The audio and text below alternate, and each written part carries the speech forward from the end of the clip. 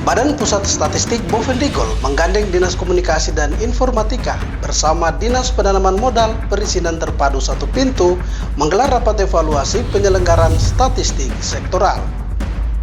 Tenaga kerja bongkar muat atau TKBM di Pelabuhan Tanah Merah keluhkan upah kerja mereka yang tidak sesuai dengan kesepakatan. Itulah dua topik berita yang akan kami sajikan bersama berita lainnya. Bersama saya Fernando Kakurung, inilah Info Digul selengkapnya.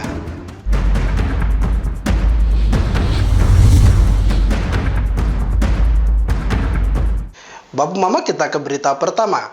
Badan Pusat Statistik Bovendigul menggandeng Dinas Komunikasi dan Informatika bersama Dinas Penanaman Modal dan Perizinan Terpadu Satu Pintu menggelar rapat evaluasi penyelenggaraan statistik sektoral di Kabupaten Bovendigul. Kepala Badan Pusat Statistik Kabupaten Bovendigul Novita Damayanti mengatakan, saat ini sudah memasuki tahap akhir dari penilaian mandiri evaluasi penyelenggaraan statistik sektoral yang merupakan timbal balik dari pendataan yang sudah dilakukan BPS selama 1 bulan terakhir di Kabupaten Bovendigul. Selanjutnya, tim dari Dinas Penanaman Modal dan Pelayanan Terpadu Satu Pintu serta TPAPP mengumpulkan data sehingga bisa diupload ke Sistem Informasi Manajemen Basis Data Terpadu Kementerian atau SIMBATIK. Jadi terima kasih Bu, apresiasi Bu Isa, Bu Riri, dan teman-teman semuanya. Saya artinya ini adalah kegiatan untuk tahap akhir ya. Tahap akhir dari penilaian mandiri untuk kegiatan EPSS, evaluasi penyelenggaraan statistik sektoral. Nah ini adalah menurut saya timbal balik dari kegiatan yang sudah dilaksanakan kurang lebih 1 bulan ini. Bagaimana bukti-buktinya sudah dilengkapi oleh teman-teman TPAPP maupun PTSP. Ini adalah kegiatan terakhirnya, upload ke SIMBATIK ya. Semoga yang tahun lalu 1,23 IPS-nya, indeks pembangunan statistiknya, dengan kategori kurang, kita bisa jadi baik, kalau perlu kita luar biasa ya. Ya minimal 2,6 lah, saya yakin bisa dari tahun ini. Saya berharap banyak dari kegiatan pada hari ini, semoga bisa berjalan efektif, bisa berjalan maksimal sampai dengan pemenuhan 38 indikator EPSS ya. Bisa ya itu semuanya ya Bapak Ibu ya? Bisa ya? Diharapkan indeks pembangunan statistik Bovendigul yang kurang pada tahun lalu bisa meningkat lebih baik di tahun ini, maksimal sampai dengan pemenuhan 38 indikator EPSS atau evaluasi penyelenggaraan statistik sektoral. Tim Liputan Digul TV, Herman mengabarkan. Tenaga kerja bongkar muat TKBM di Pelabuhan Tanah Merah keluhkan upah kerja mereka yang tidak sesuai dengan kesepakatan. Keluhan ini disampaikan salah satu tenaga kerja bongkar muat mewakili seluruh TKBM Pelabuhan Tanah Merah, Ricky Kuring. Ricky mengatakan, perkumpulan tenaga kerja bongkar muat telah didirikan sejak tahun 1984 dan masih eksis berkembang hingga saat ini. Namun diakui jasa mereka tidak pernah diakomodir, dalam hal ini mendapat perhatian pemerintah. Dicontohkannya, jika ada teman kerja yang mengalami kecelakaan atau meninggal dunia, tidak ada santunan dari pemerintah. Sebaliknya mereka harus rela membagi sebagian upahnya untuk didonasikan. Menurutnya, pekerjaan mereka sangat berisiko, sehingga meminta pemerintah menetapkan upah minimum mereka, tunjangan keselamatan, dan menyediakan atribut kerja seperti kostum, masker, sarung tangan, sepatu bot, dan lain sebagainya. Pasalnya hingga saat ini terkait fasilitas tersebut belum pernah mereka dapat selama ini. Terus yang lebih parah sekali tuh kalau kita TKBM ini ada yang meninggal. Terpaksa kita plus 1.000 yang biasa baku potong lagi. Baku sumbang, baku potong untuk teman yang si korban ini. Terus kalau macam dalam pekerjaan ada cacat, terpaksa uang sendiri. Tidak ada pemerintah yang mau bantu. Jadi sudah berapa kali kita ada kasih usulan juga, berapa kali, 2 atau 3 kali. Kasih usulan ke pemerintah tapi tidak tanggapan balik. Sampai saat detik hari ini. Jadi kita minta mungkin dari pemerintah mungkin ada punya kepada kita. Menanggapi keluhan ini, Pelaksana Tugas Kepala Dinas Tenaga Kerja Bovendigul, Pilemon Mentemko, membenarkannya. Diakui pihaknya sangat prihatin dengan kondisi tersebut. Namun ia berharap kepada TKBM melalui ketuanya melaporkan data para pekerja dan berbagai keluhan menyangkut kesejahteraan mereka kepada Dinas Ketenagakerjaan Kabupaten Bovendigul. Hal itu dimaksudkan agar data-data tersebut dianggarkan dalam program kerja ke depan. Terima kasih juga kepada ada yang sudah bisa datang sama kami terkait dengan tenaga kerja bongkar muat di pelabuhan. Memang kami sendiri pada prinsipnya kami juga prihatin dengan kondisi ini. Cuma yang kami harapkan di sini kalau memang ada ketuanya itu datang sama kami memberikan data-data terkait dengan jumlah karyawan atau jumlah tenaga kerja itu, terus hal-hal yang menyangkut dengan kesejahteraan mereka, sehingga kami juga punya data untuk kami olah dan tidak lanjuti. Dan pada intinya juga hal ini harus disampaikan kepada pemerintah, dalam hal ini DPRD, sehingga DPR juga punya data, punya sumber yang mereka bisa sebagai bahan untuk mereka sampaikan pada rapat-rapat dewan atau hearing dengan pemerintah daerah. Itu yang kami terkendala dengan itu, sehingga buruh TKBM ini mereka memang belum terakomodir dengan baik, sehingga kami juga memang punya sebagai dinas teknis yang menangani tentang tenaga kerja, kami belum ada data terkait dengan itu, sehingga kami dalam waktu dekat juga akan datang sama mereka langsung ke pelabuhan atau minimal ketemu ketua atau yang mengakomodir mereka. Selain itu, Pilemon menjelaskan pihaknya juga akan melakukan peninjauan ke pelabuhan untuk mendengar langsung apa yang terjadi permasalahan yang dihadapi para kuli pelabuhan tersebut. Tim Liputan Digul TV, Herman mengabarkan. Bapak Mama dan Mbak Saudara dong semua, info Digul akan kembali sesaat lagi. Tetaplah bersama kami.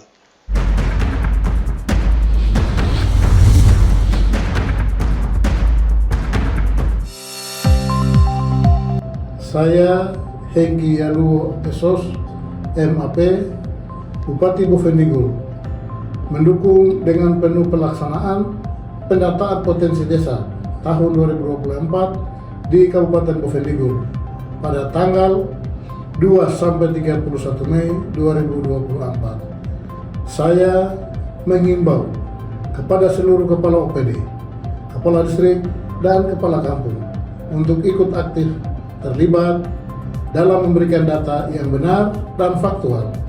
Terima kasih, Tuhan memberkati. Ini bapak, ini ibu. Dulu, katanya hubungan mereka itu sulit. Kalau kangen, ribet. Harus tulis surat, ngabisin kertas. Mesti jadi sultan kalau mau telepon gebetan. Mau nanya kabar, harus pakai atraksi.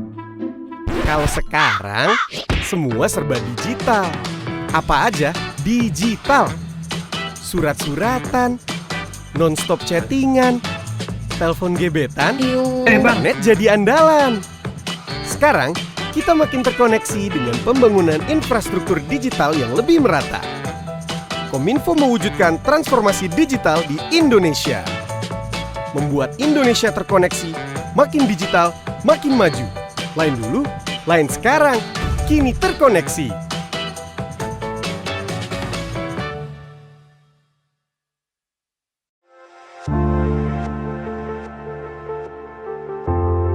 Dunia terasa asing.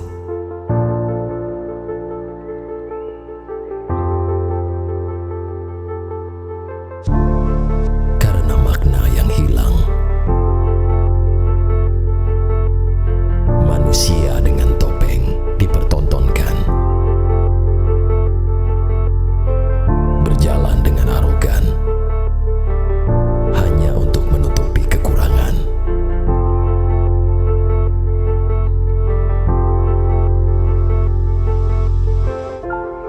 Hilang sudah jati diri sebenarnya.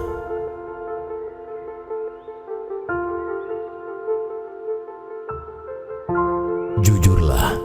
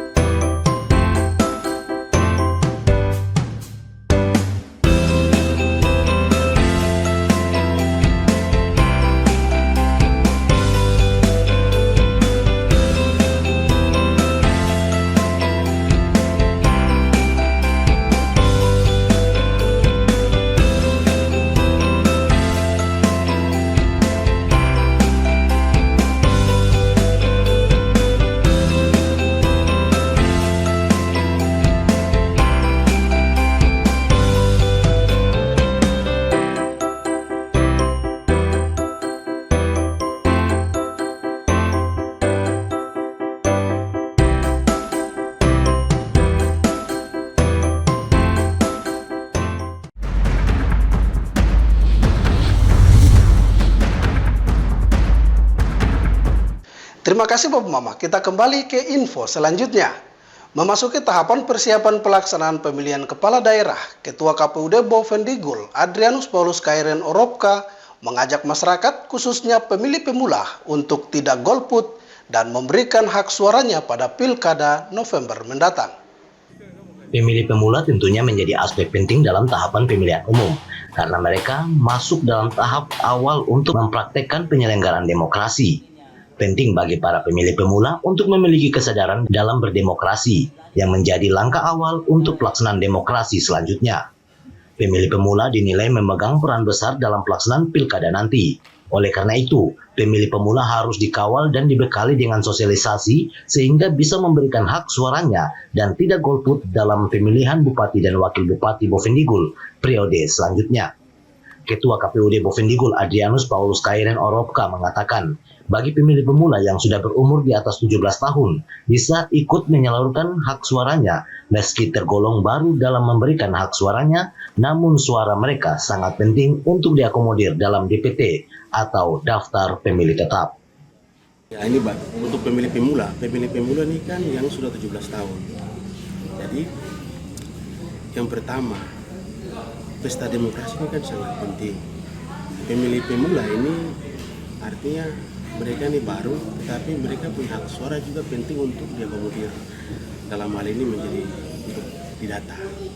Nah, terkait dengan pemilihan besok itu, kami himbau kepada semua masyarakat Bovendigul dan khusus juga untuk pemilih pemula, ketika ada Pantarli, petugas pemutaran data pemilih turun untuk mendata, berikan data yang sesuai yang ada, data yang akurat supaya adik-adik yang pemilih pemula ini bisa diakomodir dan dapat menggunakan hak pilihnya. Karena memang ini kan penting. Ketua KPUD Bovendigul juga mengajak seluruh masyarakat Bovendigul untuk menerima petugas pemutakhiran data pemilih atau Pantarli saat mereka melakukan pendataan. Berikanlah data yang sesuai dan akurat sehingga pemilih pemula bisa terakomodir dan dapat menggunakan hak pilihnya. Diharapkan keterlibatan seluruh stakeholder, termasuk pemerintah distrik dan kampung, ikut berpartisipasi untuk sama-sama mengawal data, sehingga semua masyarakat bisa terdata dan dapat menyalurkan hak suaranya dalam menentukan pemimpin daerah selanjutnya. Tim Liputan Digul TV, Anis mengabarkan.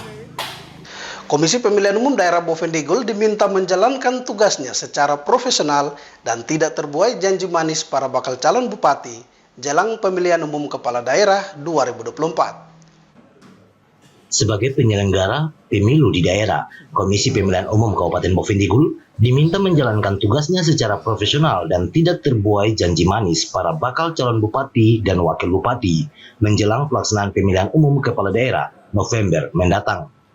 Permintaan ini disampaikan Kepala Kepolisian Resort Bovendigul AKBP Iko Mang Budiarta pada kegiatan Coffee Morning Polres Bovendigul bersama Forkompimda, KPUD, dan Bawaslu serta Satgas Pamtas. Kapolres menyebutkan, jelang pemilu Kada Bovendigul, pihak penyelenggara tidak boleh terlena dengan janji-janji manis dari para calon bupati dan wakil bupati. Sebaliknya, harus bekerja dengan jujur sesuai dengan aturan yang berlaku. Rekan-rekan penyelenggara, rekan-rekan yang menentukan pimpinan 5 tahun ke depan, ya, jangan sampai kemakan isu, kemakan janji-janji manis, rekan-rekan yang di penjara, baru tim sukses sama calonnya tidur enak di rumah masing-masing. Nah itu kan hal-hal yang sangat bodoh lah dilaksanakan. Anggaran besar, rekan anggaran besar, manfaatkan anggaran itu, tidak usah lagi istilahnya terpancing dengan janji-janji manis dari apa nanti paslon-paslon itu, balon-balon itu, epen itu, nggak ada urus itu. Kapolres juga meminta terkait money politik saat ini sudah bukan menjadi rahasia umum dan masyarakat tidak bisa disalahkan untuk tindakan politik uang. Disinilah pihak penyelenggara khususnya Badan Pengawas Pemilu diminta untuk jeli melihat berbagai kecurangan yang sudah pasti akan terjadi. Kedepannya diskusi terkait persiapan pelaksanaan pilkada harus lebih sering dilakukan dengan melibatkan pemerintah daerah, KPUD, Bawaslu, partai politik dan para tokoh serta seluruh komponen masyarakat agar pelaksanaan pemilihan umum kepala daerah bisa berjalan dengan baik dan melahirkan pemimpin Bovendigul yang sesuai harapan seluruh masyarakat Bovendigul. Tim Liputan Digul TV, Dedi mengabarkan. Bapak Mama dan Mbak Saudara dong semua, info Digul akan kembali sesaat lagi. Tetaplah bersama kami.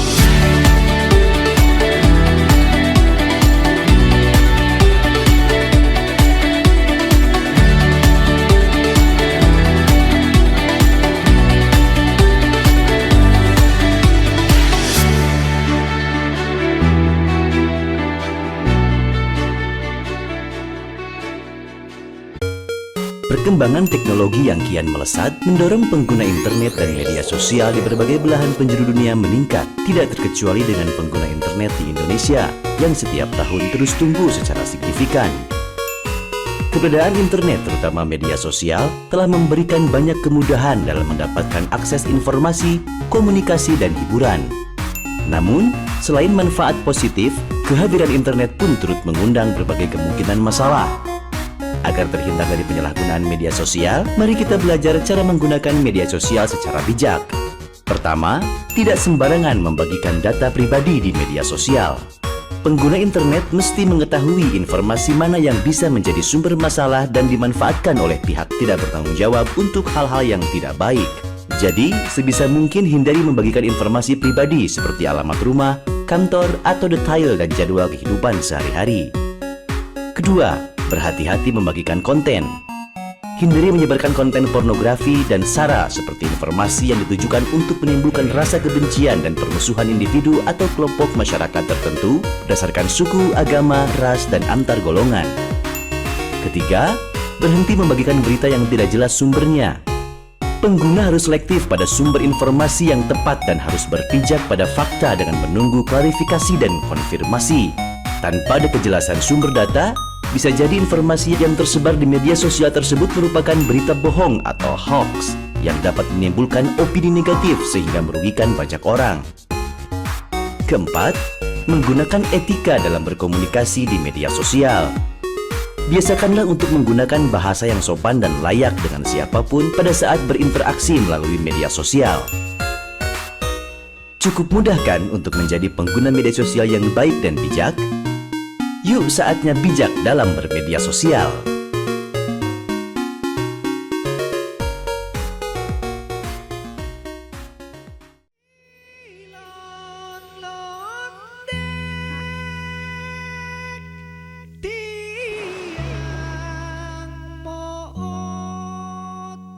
Aku tidak takut bermimpi. Karena mimpiku menghidupkan semangatku. Semangat menyambut masa depan Indonesia yang baru.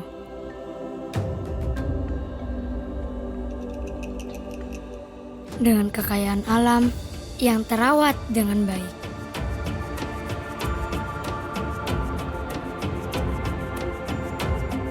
Dengan keagungan budaya dan tradisi yang menjadikanku generasi Indonesia yang lebih arif.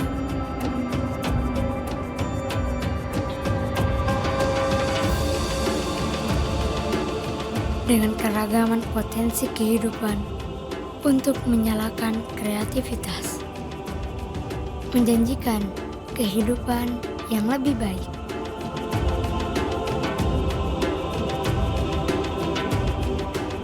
Aku adalah inspirasi bangsaku yang dibangun dengan kerja keras.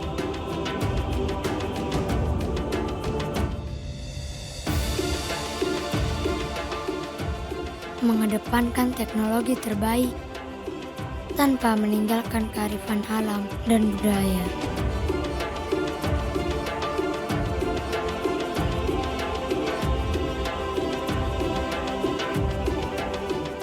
Aku kebanggaan bagi Indonesia, kebanggaan bagi dunia, karena aku Nusantara.